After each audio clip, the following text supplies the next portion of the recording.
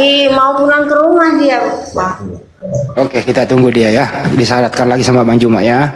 Iya, iya, Pak. Oke, Masya Allah. Jangan lupa beli lem Alteco Ibu ya. Channel apa tadi? Forum tuh. Gurunda kemarin judul di YouTube-nya di Zulkifli M. Abbas bagus itu kemarin tuh bengkel las otak. Itu dapat dari mana judul? Keren judulnya itu, unik. Bengkel otak.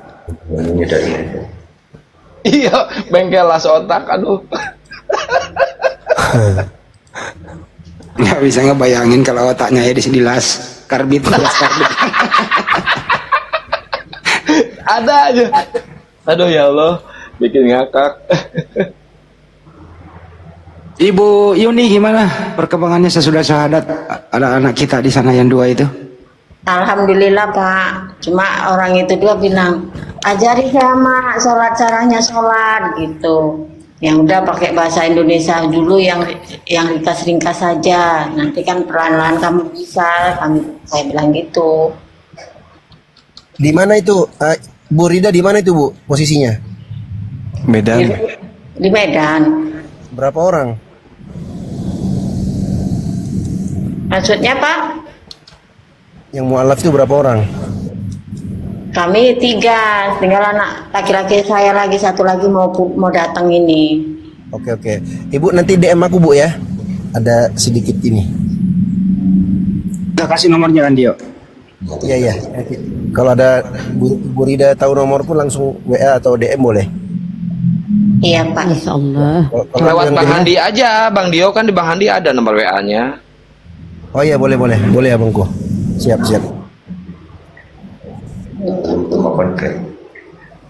Bang Faruk itu udah menemui Bunda kan diutus tuh. Masih perjalanan toh belum nyampe Bu? Kayaknya Belum. Karena saya baru saya nyampe. eksekusi tadi juga baru. Iya. Ketiduran tadi. Jadi dana baru transfer itu agak sorean. Bang Baru saya 4:30 tadi. Selamat sampai tujuan ya Bun ya. Berapa jam tuh Bunda dari tempatnya Bang Paru ke rumahnya 15 Bu Rida? menit sampai 20 menit. 15 menit. Dekat aja. Memang Helvetia kan? Iya.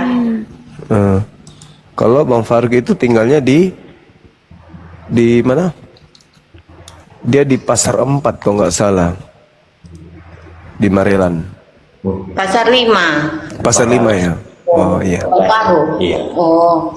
Dekat rumah abang saya. Dekat rumah abang saya itu. Karena saya kan lagi live di rumah abang saya. Oh gitu. Iya, kalau di tempat saya itu kan jaringan kurang bagus. Siap. Tetap istiqomah ya Bu ya. Bu Rida. Tadi udah sekolah nggak anak-anak Bu? Diantar lagi nggak? Diantar tadi. Masih merasa takut? Awalnya pagi-pagi udah keluar dari YouTube, saya dibilang sama abang saya kan, itu tengok YouTube udah keluar apamu, kata live-mu tadi malam. Saya ada detak jantung berdebar juga, tapi gitu di pinggir jalan mau ini ambil angkot, ya ada lagi detak jantung saya. Saya rasa udah tenang rasanya perasaan saya. Alhamdulillah. Berani tuh kalau mau sentuh ibu sudah Islam. Alhamdulillah Pak. Ya kalau dia sentuh ibu itu dia sentuh umat Islam, itu sudah beda agama. Bisa jadi kacau kalau masih ringan tangan. Kalau dulu oke lah masih sesama Kristen kan, ringan tangan. Nah, sekarang ibu sudah Islam, wah hati-hati yang mengganggu ibu.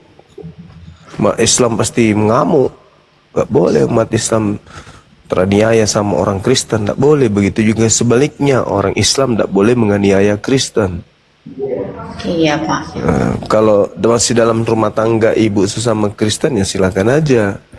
Tapi kalau sudah beda keyakinan itu sudah ranahnya beda lagi. Selain hukum, ya juga umat Islam nggak mau saudaranya disakiti sama orang non Muslim kan gitu.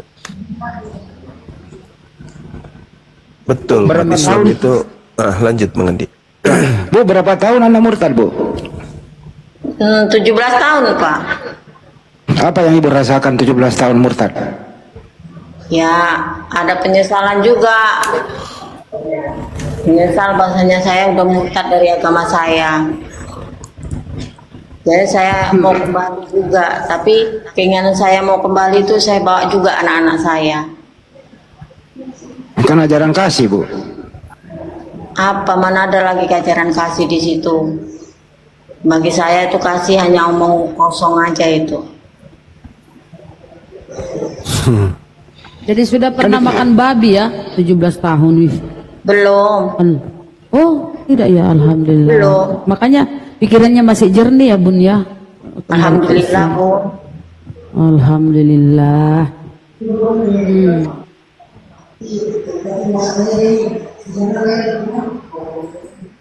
Suami pernah Babi. mabok nggak, Bu? Ya, Suami pernah pulang mabok nggak ke rumah? pernah pulang mabuk. Tapi dia kalau pulang mabuk gitu kan, kalau nggak ada masalah nggak ribut, nggak marah. Tapi kalau ada dari tetangga entah bilang gini anakmu, langsung dia naik darah terus.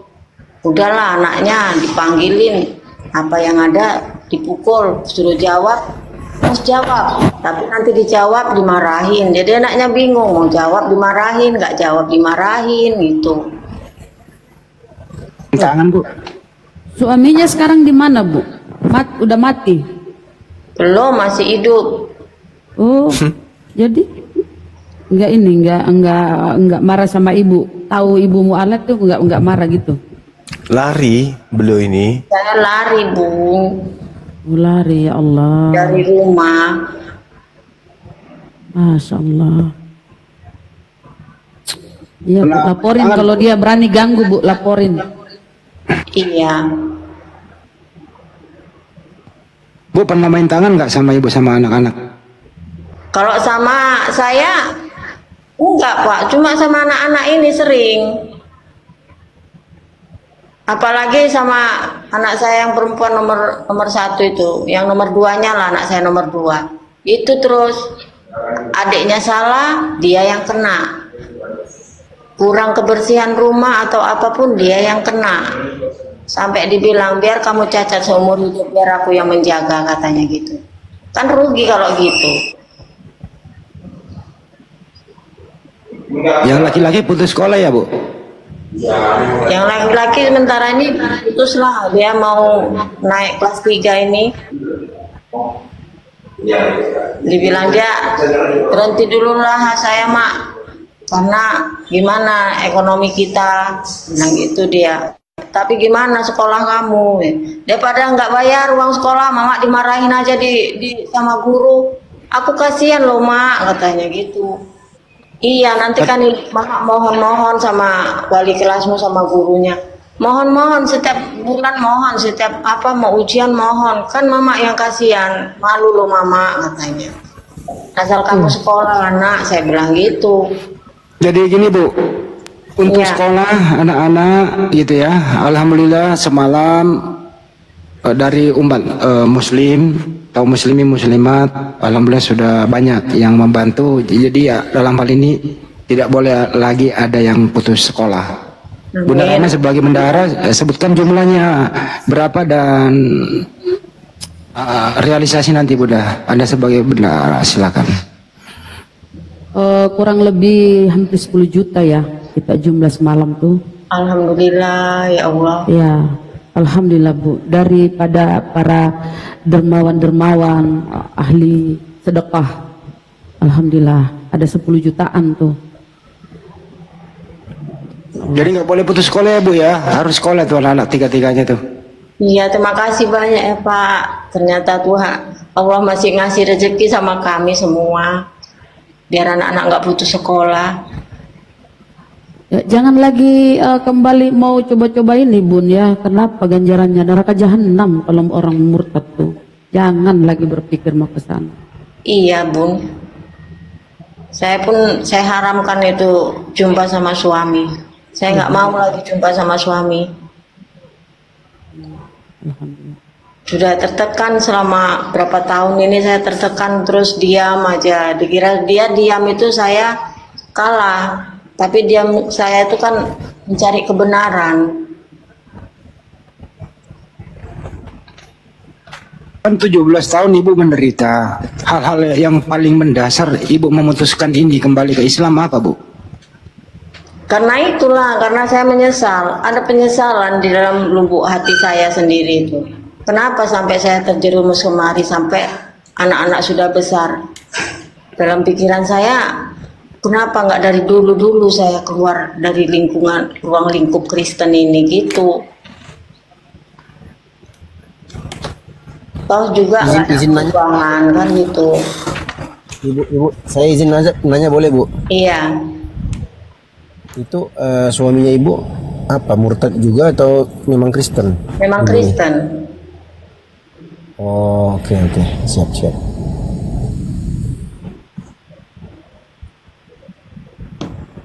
Boleh nanti di DM-nya, Bu, ya, jangan lupa ya. Nanti lewat kandahan aja ya nanti.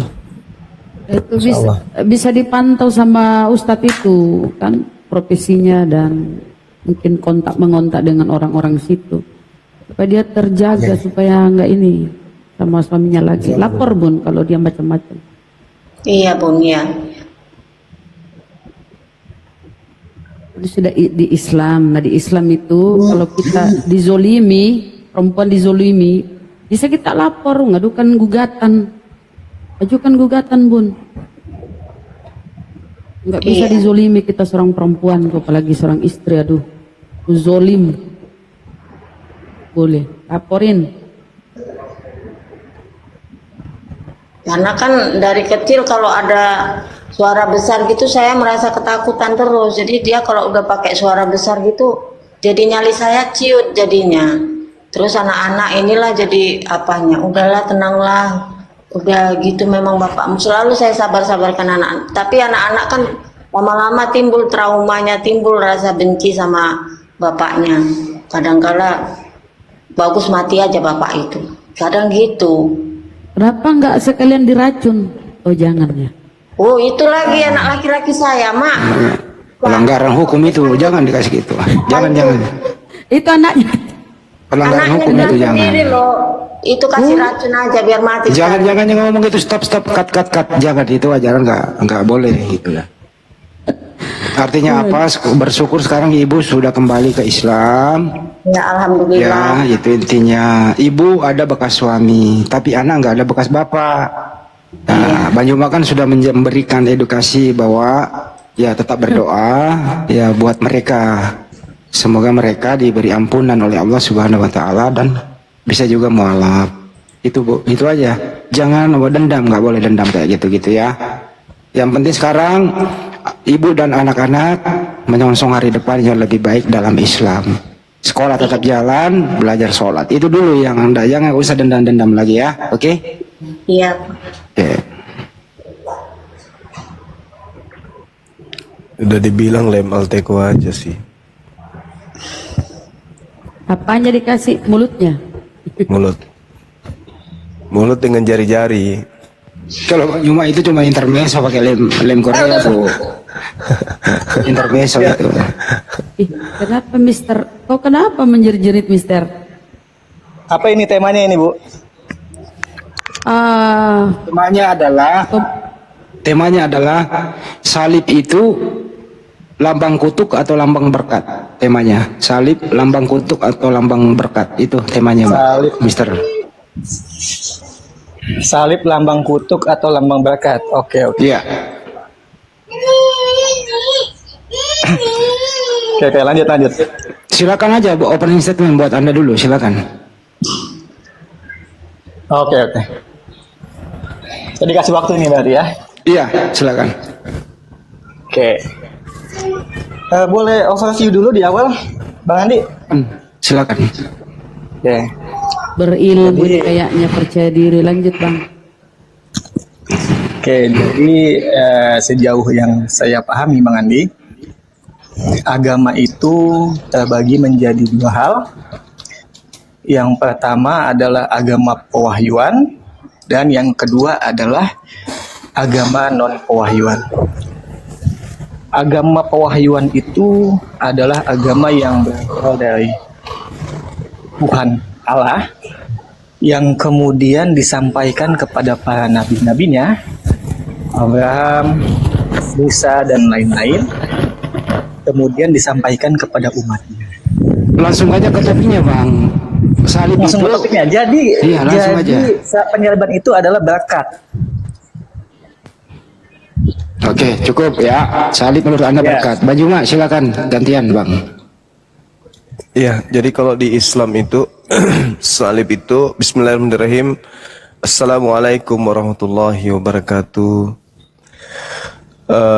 Islam mendudukkan salib itu adalah hukuman bagi orang yang dikutuk, orang yang dimurkai oleh pencipta langit dan bumi berdasarkan Al-Maidah ayat 33.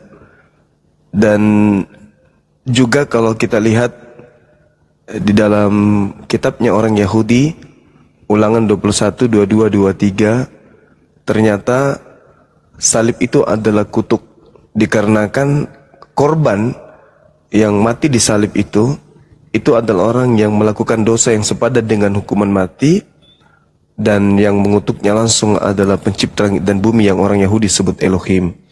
Hal ini kebenarannya bisa dideteksi kemudian berdasarkan apa yang disampaikan oleh Paulus di dalam Galatia 3 nomor 13. Ada tertulis, terkutuklah dia yang digantung di atas tiang salib.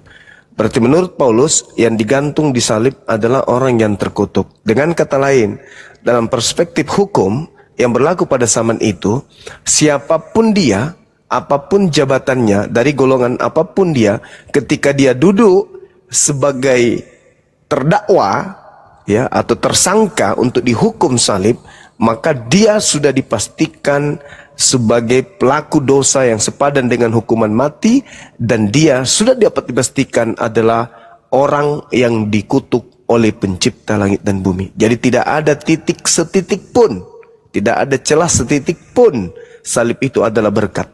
Kecuali bagi iblis, salib itu adalah kemenangan. Demikian.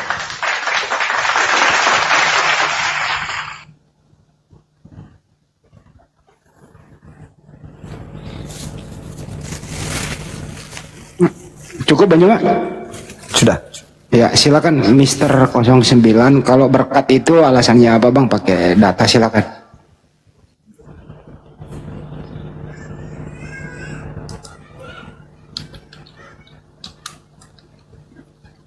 Tes, halo. Nah Bangku, Mister 09.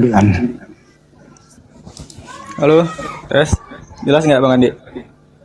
Jelas.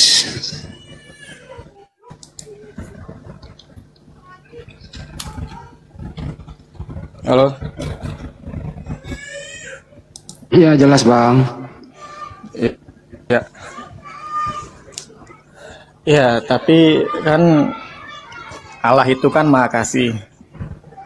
Karena dia Maha Kasih, maka dia begitu mengasihi manusia sehingga dia membatasi dirinya, karena begitu besar kasih Allah akan dunia yang berdosa, sehingga dia mengkaruniakan anaknya yang tunggal, supaya setiap orang yang percaya kepadanya tidak binasa dan memperoleh hidup yang kekal. Jadi kalau yang saya tangkap seharusnya itu menjadi berkat, gitu.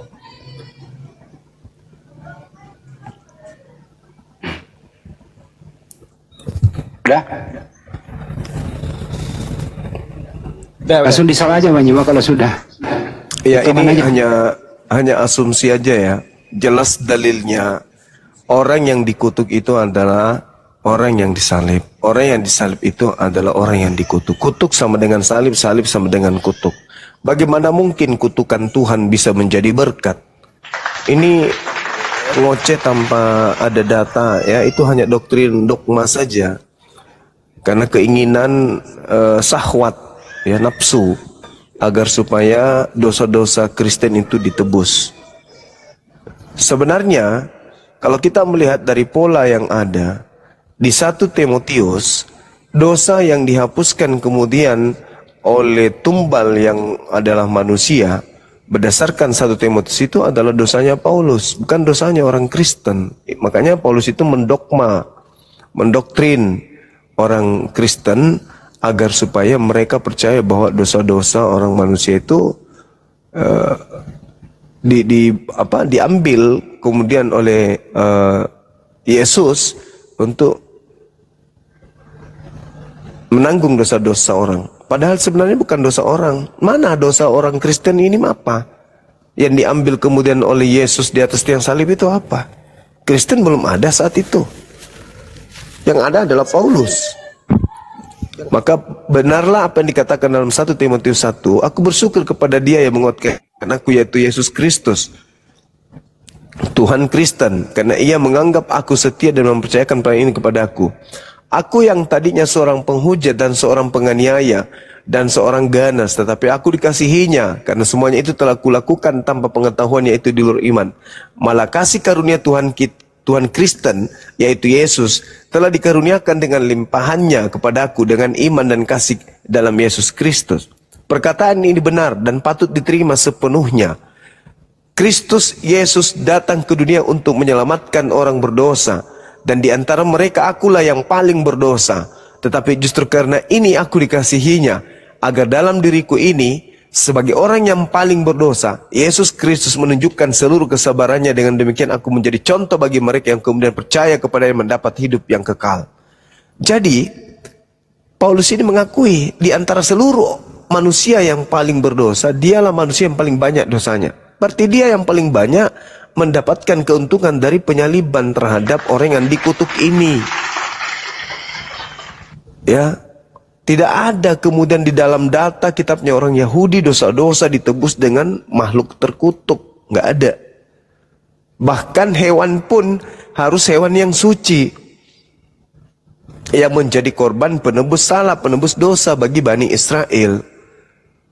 Jadi kalau Anda mengatakan salib itu kutuk, ya itu bagi setan. Apa berkat? Itu setan yang mengajarkan itu. Karena hanya iblis yang menginginkan kemudian manusia itu jatuh dalam kutuk Tuhan. Nah, sedangkan kalau Anda mengatakan salib itu kutuk, maka semua orang akan berlomba-lomba di salib. Karena semua orang berlomba-lomba mendapatkan berkat. Yang benar adalah untuk mendapatkan berkat itu harus kemudian menjadi Islam. Di mana datanya harus menjadi Islam untuk mendapatkan berkat? Di dalam kitabnya orang Yahudi, jangan pakai Quran. Terlalu berat kalau pakai Quran. Di dalam kitabnya Yahudi, Kejadian 12 nomor 3, untuk mendapatkan berkat wajib masuk Islam. Jangan masuk Kristen. Itu dalil.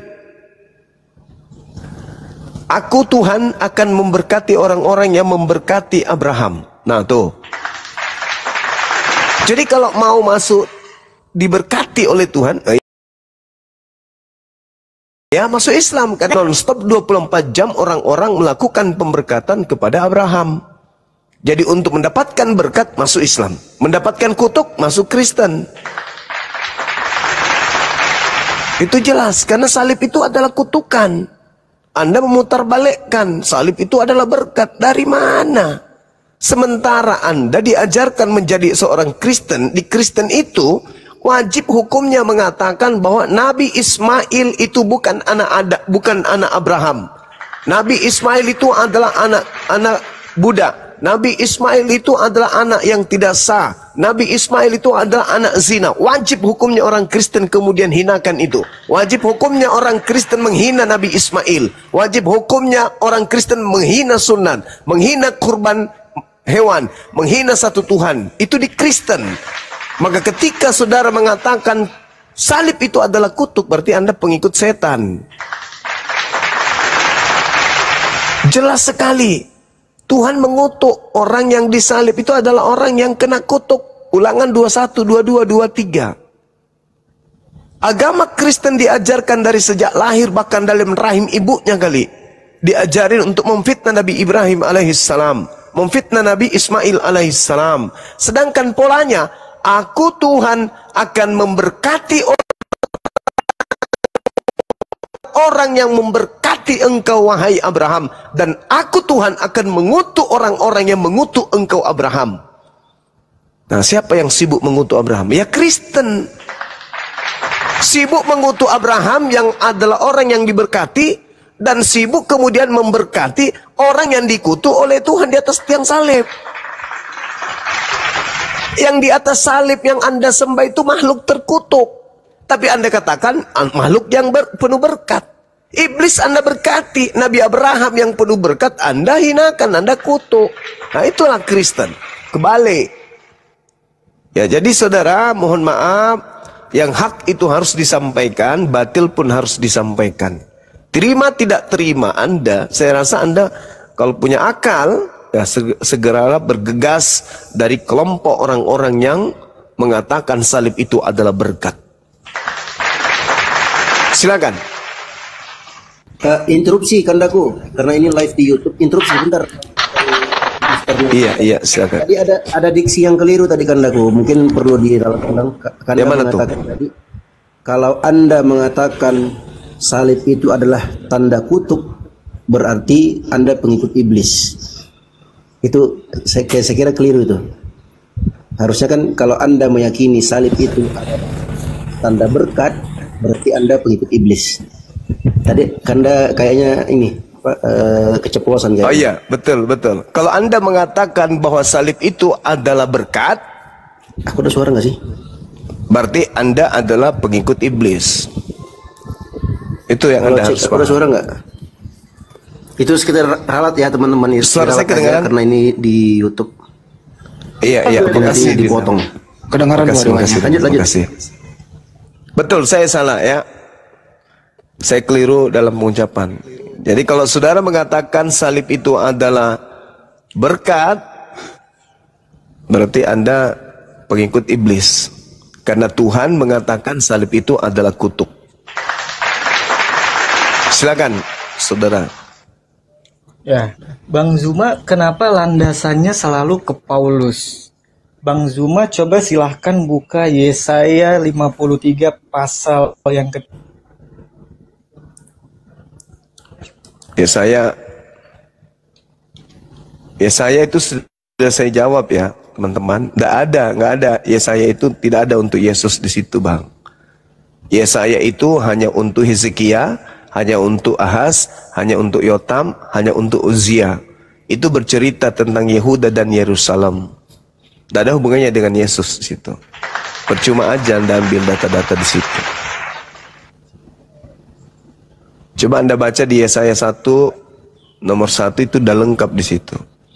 Penglihatan yang dilihat Yesaya bin Amos tentang Yehuda dan Yerusalem dalam zaman Uzia, dalam zaman Yotam, dalam zaman Ahaz, dalam zaman Hezekia, raja-raja Yehuda. Jadi penglihatan yang ada di Yesaya dari Yesaya 1 sampai Yesaya 66 itu adalah cerita atau nubuat zaman Uzia, zaman Yotam, Ahaz dan Hezekia, bukan zaman Yesus. Dan lagian saudara, kalau Anda ingin mengambil data di kitabnya Yahudi, langkahi dulu imam kepala Kayafas.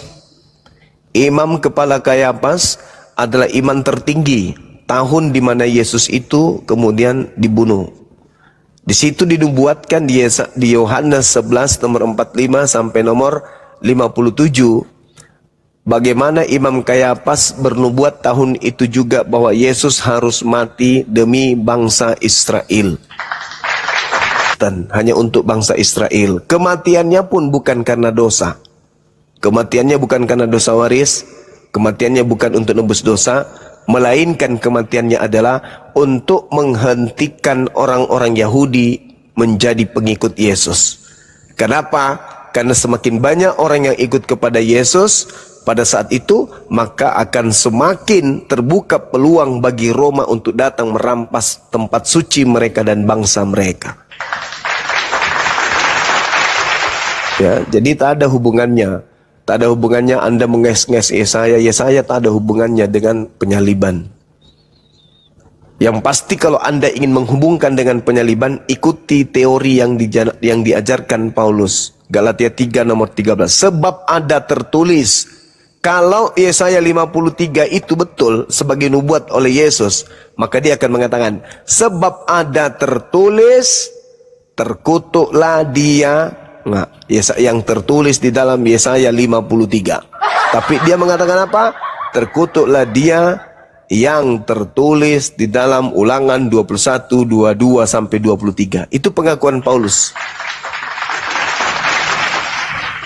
Atau kalau Anda ingin mengatakan yang tertulis itu adalah Yesaya 53, harusnya Paulus mengatakan, sebab ada tertulis, terkutuklah dia yang bilur-bilurnya karena kita, yang tertulis di dalam Yesaya 53. Tapi tidak, dia mengatakan terkutuklah dia yang mati digantung.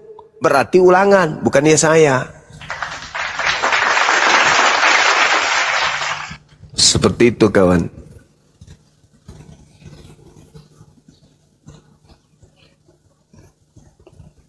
Ada nggak tertulis di Yesaya? Digantung.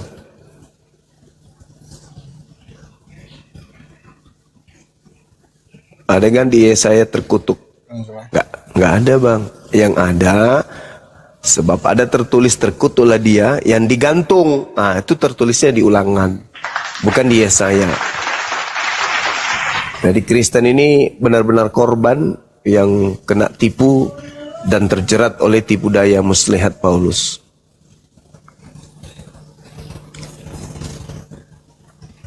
Ya Bang Zuma, kenapa selalu mensangkut pautkan kepada Paulus? Paulus ini kan dia tauhid juga. Iblis juga tauhid bang. Iblis juga itu tidak banyak Tuhan yang diakui. Iblis itu juga mengajarkan satu Tuhan, yaitu yang mengutus Adam, yang menciptakan Adam, yang mengutus Abraham, Ishak dan Yakub. Hanya itu yang diakui oleh iblis sebagai Tuhan. Jadi kalau Paulus tauhid ya wajar. Iblis juga tauhid kok.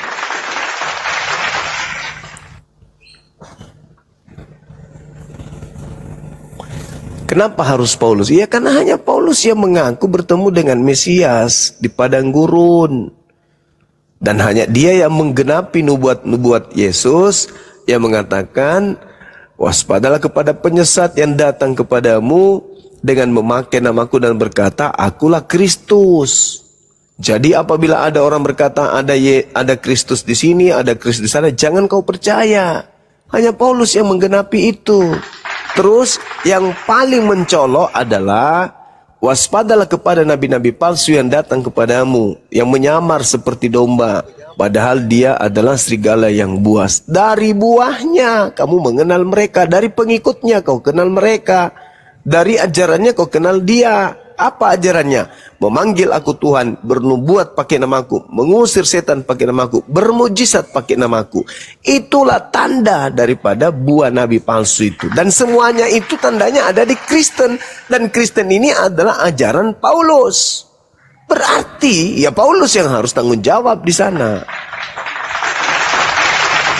Karena dia adalah antikristus itu. Enggak dong. Coba Anda baca. Kan enggak melanggar hukum Taurat, Bang. Siapa bilang? Semua hukum Taurat itu dijaga kok sama Paulus. Siapa bilang kalau dia jaga hukum Taurat itu, yang pertama aja sudah dia bantah. Apa hukum Taurat yang pertama? Jangan ada ilah lain. Jangan ada ilah lain. Jangan ada Tuhan lain. Ilah itu. Siapa bilang tidak ada ilah lain? Dia mengatakan kita hanya ada satu Bapa. Ada satu Allah, yaitu Bapa, dan ada satu Tuhan, ilah, yaitu Yesus. Sejak kapan Yesus itu jadi ilah?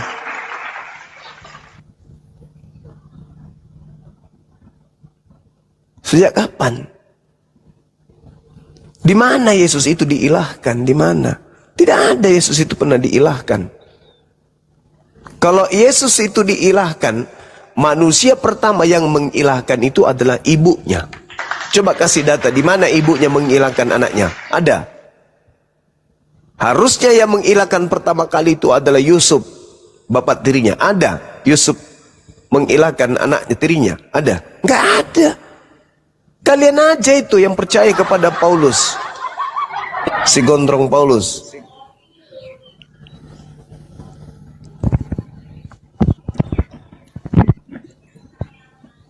Baca Filipi 2, Bang. Nomor 2. Filipi 2, Bang. Filipi berapa? Filipi 2, nomor 6, nomor 7, nomor 8. Baca itu. Mungkin yang mau mu'alaf sudah hadir di tengah kita barangkali anaknya. Ibu Rida.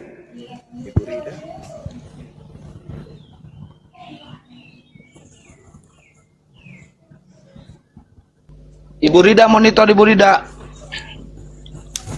Ibu Rida, Bang Handi mungkin bisa dihubungi, Bang Handi. Belum datang anaknya. Oh, Saya belum. hubungi dia. Belum.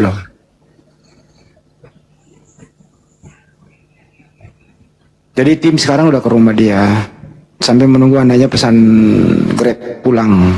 Jadi nanti di sana ada Pak Arif, ada Bang Parok, ya sekalian nanti disahadatkan yang putranya itu sih. Lanjut dulu diskusinya. Silakan Mister 09.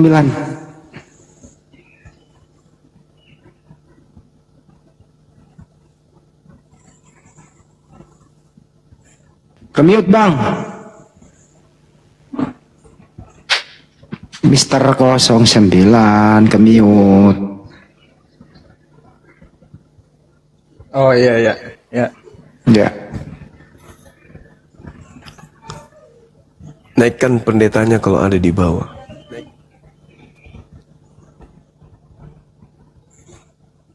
Mister 09. Waduh. Masih taraf belajar beliau ini. Iya.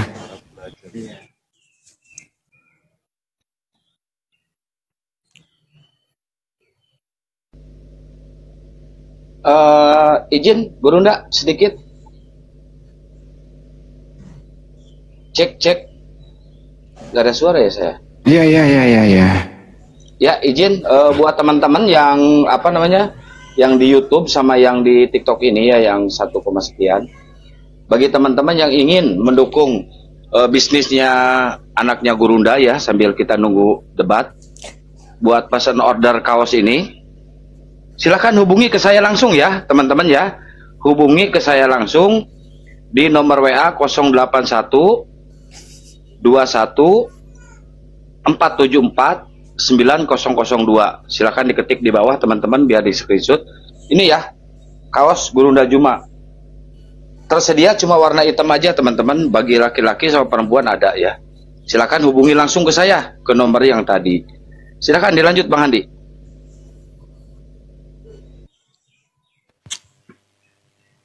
Ini Mister 09 ditutup aja camnya Kang.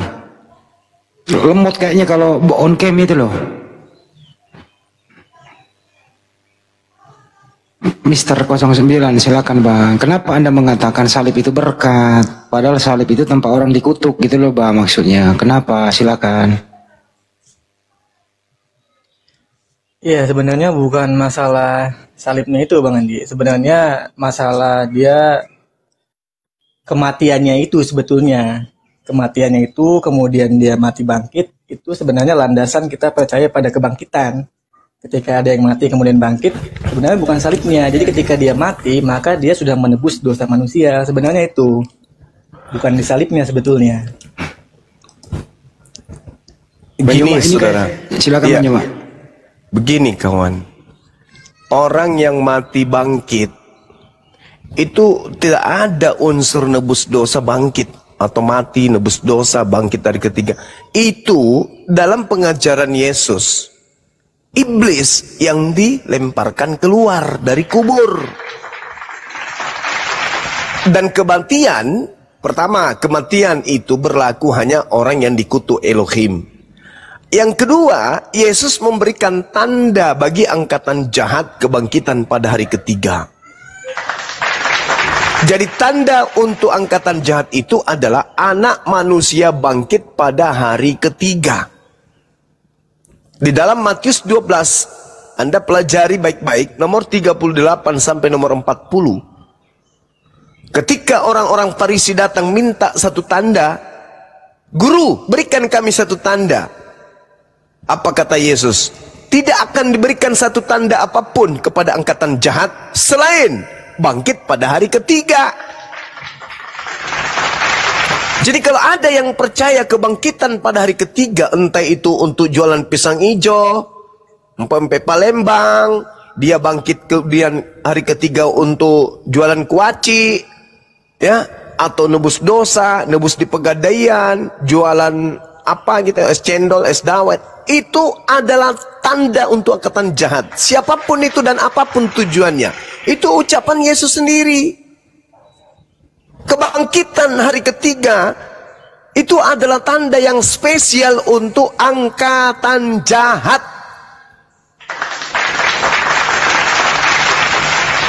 Gak ada cerita bangkit menebus dosa. Itu cuma doktrin yang dijual Paulus kepada non-Yahudi.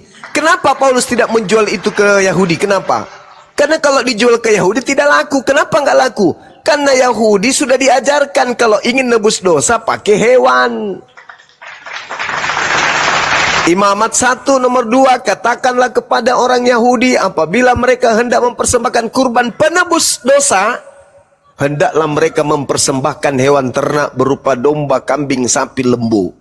Tuh. Jadi Paulus nggak lolos ke situ. Mana mau orang-orang Yahudi terima ajaran seperti itu. Sedangkan pada saat Yesus aja hidup mereka nggak terima, apalagi sudah mayatnya keluar dari kubur mau diterima, nggak ada itu. Itu nanti diterima di kalangan penganut ajaran pagan Roma. Itu saudara, jelas itu ya. Jadi kalian hanya kena tipu muslihat. Tak ada ajaran bagi Yesus bahwa nebus dosa itu pakai manusia. Bahkan Yesus mengatakan di dalam Matius 8 nomor 4, pergilah dan lakukanlah kurban persembahan seperti yang diperintahkan Nabi Musa kepadamu. Itu saudara, ya silakan. Jadi bagus kalau saudara Kristen ini banyak belajar tentang Bible kepada umat Islam yang juga belajar Bible. Jadi pendeta itu belajar karena kejar ijazah demi pulus. Kalau kami apologet Islam belajar Bible demi untuk menyelamatkan saudara-saudara kami yang terpenjara atas penyesatan yang dilakukan oleh pendahulu-pendahulu mereka.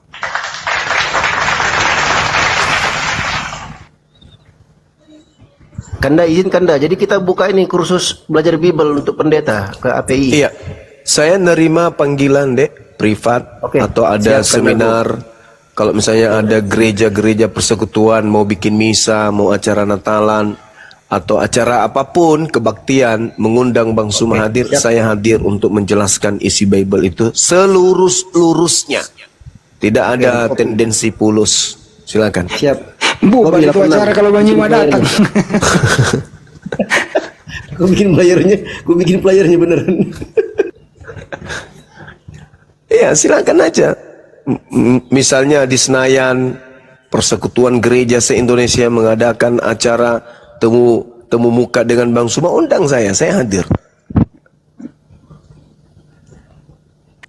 Ya bubarlah bertolak belakang dengan iman mereka. Contoh, pendeta sudah khutbah kan, Yesus itulah mati menebus dosa kita dengan bilur-bilurnya sebagaimana Yesaya 53. Kita diperdekatkan dengan Tuhan, bangkit menebus dosa Yesus Kristus. Mari kita berdoa bersama untuk Tuhan. Datang Banyuma. Ya bubar acara. Bertentangan dengan banyak penjelasan pendeta. Bang Hadi atau banyak. Yesus itu kasih, saudara-saudara. Haleluya. Datang Bang Zuma, apa kasih? Oh, Kristen menjadi. Jangan ditambahin lagi, Bunda, udah cukup. Mister 9 silakan. Bunda Rama suka menjelaskan terlalu jauh. Itu samanya bundir kalau guru unda mau diundang. Bundir mereka. Enggak lagi Kristen. Ya silakan Pak 09. Ya, itu kan Yesus kan domba Allah. Kenapa dia tidak bisa menjadi pengorbanan? Saudara, perintah di dalam Imamat 1 nomor 2, katakan kepada orang Yahudi apabila mereka hendak mempersembahkan persembahan untuk nebus dosa, hendaklah mereka mempersembahkan hewan ternak berupa domba, kambing, sapi, lembu. Anda menyetarakan Yesus dengan binatang, gitu maksudnya. Sedangkan Tuhan di dalam Imamat 18 nomor 21, Tuhannya Bani Israel, apa yang diterangkan kemudian? Janganlah kamu serahkan seorang manusia untuk dipersembahkan kepada dewa Molok, supaya jangan engkau melanggar kekudusan nama Tuhanmu. Akulah Tuhan, tak ada yang lain. Jangan, kata Tuhan, jangan kau persembahkan anak manusia kepada dewa Molok. Jadi kalau saudara mempersembahkan kurban tumbal manusia, ya Anda persembahkan kepada siapa? Wong Tuhannya Bani Israel nggak minta persembahan manusia kok. Perintahnya jangan, lo kok malah kau persembahkan. Malah di dalam Keluaran 23 nomor 7 nomor 8. Bohong jangan kau hembus-hembuskan. Orang benar jangan kau bunuh. Orang yang tidak bersalah jangan kau bunuh. Sebab aku Tuhan tidak akan pernah membenarkan orang yang bersalah. Ini yang dipelintir oleh banyak orang tim kreator Kristen. Saya mengatakan kalau penyaliban itu benar untuk nebus dosa, maka Keluaran 23 itu kalian harus revisi. Jangan pakai narasi yang sekarang. Kalian revisi supaya masuk gitu loh. Karena kalau yang sekarang, haruslah kau jauhkan dirimu dari perkara dusta. Orang yang tidak bersalah dan orang yang benar tidak boleh kau bunuh. Sebab aku tidak akan membenarkan orang yang bersalah. Nah, kalau ternyata konsep penebusan dosa menggunakan orang benar, maka Keluaran 23 ini narasinya harus kalian balik nanti di revisi Bible berikutnya. Nah, apa itu yang terjadi supaya mengikuti selera Anda? Haruslah kau jauhkan dirimu haruslah kau dekatkan dirimu dari perkara dusta. Orang yang tidak bersalah dan orang yang benar harus kau bunuh. Sebab aku Tuhan akan membenarkan orang yang bersalah. Gitu. Begitu. Kalau mau diikuti Kristen, maka data di Keluaran 23 nomor 7 nomor 8 ini harus dibolak-balik supaya kena kepada sasaran. Yesus orang benar, jangan kau bunuh. Rubah. Bunuhlah orang benar, bunuhlah orang yang tidak bersalah. Sebab aku Tuhan akan membenarkan orang yang bersalah itu. Pelintir aja seperti itu. Supaya kena kepada keinginan kalian. Selama bertentangan dengan Keluaran 23:8, selama itu juga orang-orang akan berkata, mustahil orang itu menjadi Kristen di saat yang bersamaan akalnya sehat. Kenapa? Karena perintahnya jangan kau bunuh orang yang benar. Yesus orang benar kan? Ya, apa perintahnya? Jangan kau bunuh orang benar. Nah, kalau kalian sangat menginginkan kemudian Yesus itu yang harus dibunuh untuk dosa kalian yang orang bersalah ini, rubah Bible itu, rubah. Supaya kami juga tidak mendeteksi adanya tolak-menolak yang terjadi antara firman yang katanya firman Tuhan dengan konsep Kristen yang katanya anak-anak Tuhan. Revisi, masih ada kesempatan 2025 ini revisi itu Bible.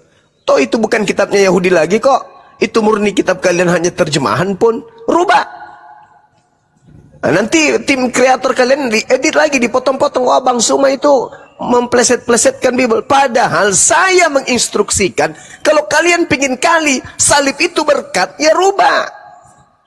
Galatia 3 kalian rubah. Sebab ada tertulis, diberkatilah dia yang digantung di atas tiang salib. Nah, rubah kayak begitu. Yesus itu orang diberkati. Yes, rubah Galatia 3 nomor 13. Terberkatilah Kristus dari kutuk hukum Taurat. Karena Kristen, sebab ada tertulis, diberkatilah dia yang mati digantung di atas tiang salib. Nah, begitunya, baru cocok. Kalau saya Banyuma bukan tidak ada yang dirubah dalam hal tekstual. Yang dirubah adalah mindset berpikir bahwa yang disalib itu sebagaimana yang tertulis adalah orang fasik, ya Mesias palsu. Jadi daripada merubah, mending mindsetnya aja dirubah bahwa yang disalib bukan anak Maria tapi Mesias palsu. Itu lebih praktis kayaknya Bang Juma. Itu sebenarnya sudah cakupannya itu sebenarnya sudah itu cakupannya. Sudah cakupannya itu. Terkutuklah dia. Siapa yang terkutuk? Ya cari orang yang cocok dengan dalil itu. Siapa yang terkutuk? Yudas atau Paulus? Atau Yesus, sorry. Ternyata yang terkutuk itu berdasarkan dalil Ulangan 27 nomor 25, terkutuklah orang yang makan suap. Kan sudah disebutkan dalam dalil itu, terkutuklah orang yang makan suap. Yesus makan suap enggak? Kalau enggak makan suap berarti bukan dia. Itu jelas itu. Jadi apabila engkau menghukum seseorang karena dia telah melakukan dosa yang sepadan dengan hukuman mati, Yesus memiliki dosa yang sepadan dengan hukuman mati enggak? Enggak. Bagaimana dengan orang fasik? Apakah orang fasik ini, orang makan suap ini sepadan dengan hukuman mati? Sepadan. Di mana dalilnya? Amsal 21:18. Jelas itu. Kemudian tertulis di mana lagi? Amsal 17 nomor 23. Dalilnya jelas itu dalam Bible. Jadi mau kayak mana? Amsal 11 nomor 6, nomor 7, nomor 8. Jelas itu. Jadi yang dikutuk adalah pemakan suap, orang fasik, pengkhianat. Yesus memenuhi syarat itu enggak? Enggak. Yang memenuhi syarat di situ siapa? Bom-bom. Mesias palsu dan yang memenuhi syarat Mesias palsu. Nah, itu dia. Mesias palsu. Maksudnya orang yang tadinya menggantikan Yesus yang ngaku-ngaku sebagai Mesias. Gitu saudara ya. Jadi kutuk, jadi salib itu bagi Israel adalah kutuk ya, dan tak ada salib itu ceritanya berkat. Itu hanya karangan agama serigala yang nyamar-nyamar Israel gitu. Ganti dulu logonya baru naik. Ganti foto profilnya dulu baru naik. Itu mengganggu kenyamanan kita semua di sini. Itu ya, Akang ganti. Kalau mau naik yang tadi itu, ganti profilnya baru naik. Mengganggu keamanan dan ketertiban. Lanjut. Oke. Kalau memang penyaliban itu bukan berkat, kenapa dia mati dan bangkit? Kenapa dia bangkit kembali? Bangkit itu iblis. Bukan Yesus lagi yang bangkit, itu Mesias palsu itu yang bangkit. Coba Anda lihat di dalam Kisah Para Rasul 2. Apa yang diterangkan di sana di nomor 31? Karena itu ia telah melihat ke depan dan telah berbicara tentang kebangkitan. Kalau kita lihat secara jujur ya, kata kebangkitan di situ sebenarnya terjemahannya keliru. Kenapa? Karena di situ kata aslinya adalah anestemi. Anestemi dalam bahasa Yunani di Indonesia kan itu artinya adalah dinaikkan, diangkat. Jadi terjemahan yang seharusnya adalah karena itu dia telah melihat ke depan dan telah berbicara tentang dinaikkannya Mesias atau diangkatnya Mesias ketika ia mengatakan bahwa dia tidak ditinggalkan di dunia orang mati. Tuh, dia tidak ditinggalkan di kubur. Apalagi dan dikatakan bahwasanya bahwa dagingnya, jasadnya tidak mengalami maut. Satu, dia dinaikkan, tidak ditinggalkan di alam kubur. Dua, jasadnya tidak mengalami maut. Pahami itu? Itu kitab saudara sendiri. Yesus inilah yang telah dinaikkan. Dinaikkan, bukan dibangkitkan. Dinaikkan. Anestemi. Kalau dinaikkan itu bahasa Yunaninya adalah zao. Tapi ternyata original teksnya tidak mengatakan zao, tapi anestemi. Artinya Yesus di situ dinaikkan atau diangkat oleh Allah. Dan tentang hal itu kami semua muridnya bersaksi. Dan sesudah dia ditinggikan, dinaikkan, diangkat oleh tangan kanan Elohim dan menerima Roh Kudus yang dijanjikan, maka tercurahkanlah apa yang kamu lihat dan dengar ini. Sebab bukan Daud yang naik ke surga, malahan Daud sendiri berkata, Tuhan telah berfirman kepada Tuanku, duduklah di sebelah kananku sampai kubuat musuh-musuhmu menjadi tumpuan kakiku. Itu berarti yang naik itu bukan Daud, yang naik itu adalah tuannya Daud. Siapa itu? Yesus. Berarti yang terangkat dinaikkan oleh Allah Yesus. Berarti dia tidak menjadi mayat. Berarti dia tidak mengalami kematian. Berarti dia tidak berada di kubur. Disebut langsung namanya di situ. Berbeda dengan Yohanes 8. Berbeda dengan Markus yang lain, data-data yang lain. Dikatakan bahwa di dalam kitab saudara, bagaimana Yesus ini dikatakan, justru Yesus sendiri yang mengatakan kepada yang disalib itu dan kata dia dan anak manusia. Contoh, Matius 20, nomor 28. Yesus berkata, sama seperti anak manusia, datang bukan untuk dilayani, melainkan melayani, dan untuk memberikan